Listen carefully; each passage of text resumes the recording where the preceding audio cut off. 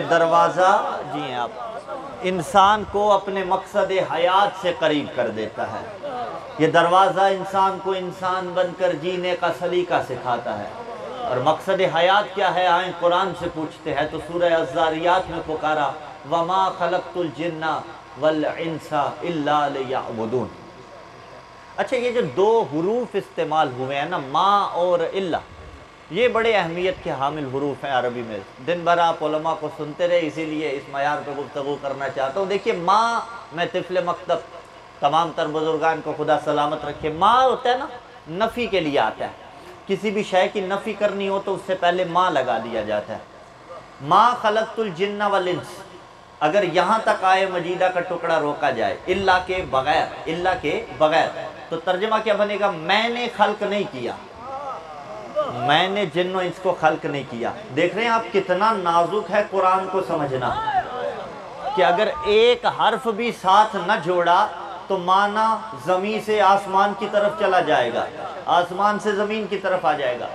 ماں کے ساتھ نفی کی جاتی ہے، اس کے بعد جب اللہ آ جائے نا، اس کا مطلب یہ ہوتا ہے جس کی پہلے نفی کی تھی اب وہ نفی نہیں رہی، وہ شے ثابت ہو گئی ہے، وہ شے ثابت ہو گئی ہے. مقام فکر یہ ہے، ماں اور اللہ کے ذریعے نہ لاتا، سیدھا سیدھا کہہ دیتا خلقت الجن والانس الا لیعبدون، میں نے جن و انس کو خلق کیا.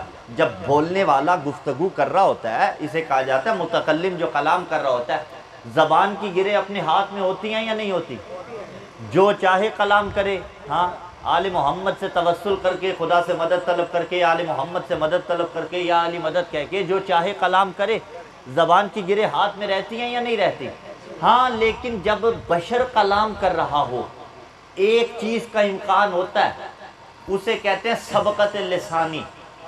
سبقت لسانی کسے کہتے ہیں؟ جسے آپ کہتے ہیں نا زبان سے نکل گیا. عین ممکن ہے کہیں کربلا کہنا ہو، وہ غلطی سے نجف کہہ بیٹھے، کہیں نجف کہنا ہو، وہ غلطی سے کربلا کہہ بیٹھے. اسے کہا جاتا ہے سبقت لسانی. میں تعریف معصوم بتاؤں کہ معصوم کسے کہا جاتا ہے؟ معصوم اس ہستی کو کہتے ہیں جو جب کلام کرتا ہے، جب نطق کرتا ہے، جب بولتا ہے تو سبقت لسانی بھی نہیں کرتا، یعنی اس کی زبان سے ایک بھی لفظ اوپر نیچے نہیں ہوتا. اسی لیے تو جب معصوم کلام کرے تو پھر اسے ناطق قرآن کہا جاتا ہے.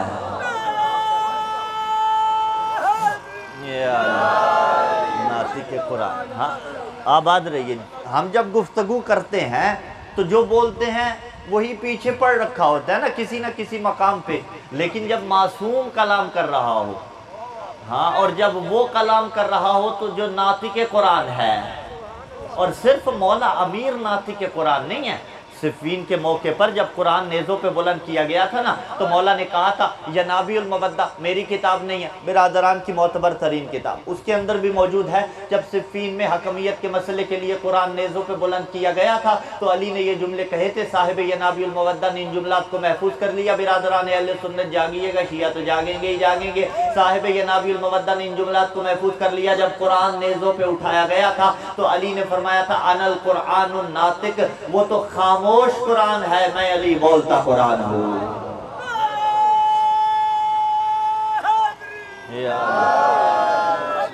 عزیزان گرامی قدر، ناطق قرآن میرا مولا علی ہے، لیکن صرف علی ناطق قرآن نہیں ہے. صرف علی ناطق قرآن نہیں ہے، 14 کے 14 ناطقان قرآن ہیں. مشہور صرف علی کے لیے ہے، ورنہ ہر کوئی ان میں سے بولتا قرآن ہے.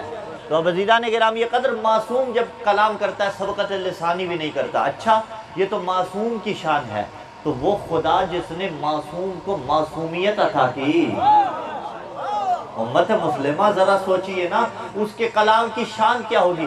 وہ کہہ سکتا تھا سیدھا سیدھا میں نے جن و انس کو خلق کیا اس لیے کہ میری عبادت کریں. ماں اور اللہ لے کے کیوں آیا؟ پہلے کہا جن و انس کو نہیں خلق کیا، جب اللہ آ گیا تو اس کا مطلب ہے صرف میں نے خلق کیا. ٹھیک ہے، یہ ماں اور اللہ میں اور آسان کروں، عربی میں وہی کام کرتے ہیں. 10ویں تک تو یقیناً انشاءاللہ العزیز آپ اسکول گئے ہوں گے، 8ویں تک بھی یقیناً گئے ہوں گے. 8ویں 10ویں کے اندر جا کے نفی اس بات کا فارمولہ یاد ہے.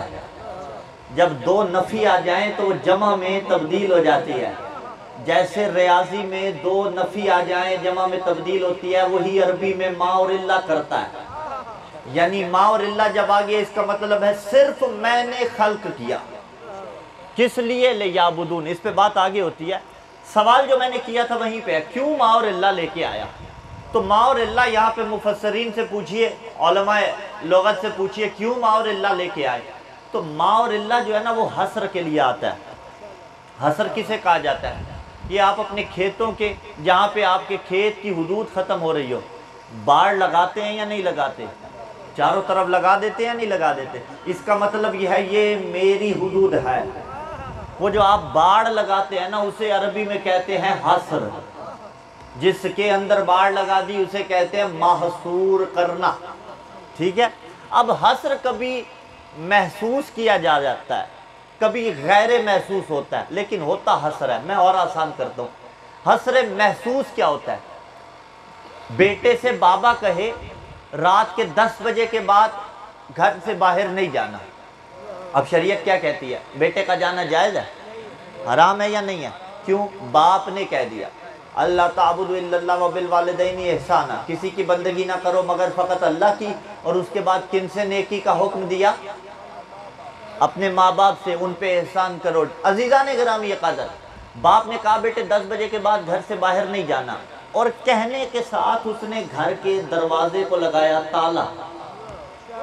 تالا لگا کے چابی اپنے تکیے کے نیچے رکھ لی، چارپائی پہ سویا، سو گیا. اب بیٹا اتنا ماسٹر ہو کہ ایک ماسٹر کی بنا لے تو وہ علیحدہ بات، لیکن اس کے علاوہ ہر کوئی چانس نہیں ہے کہ وہ تالا کھول سکے. بیٹا گھر سے باہر نہیں جا سکا. یہ حصر تھا، اور حصر حصی تھا جسے آپ محسوس کر سکتے ہیں.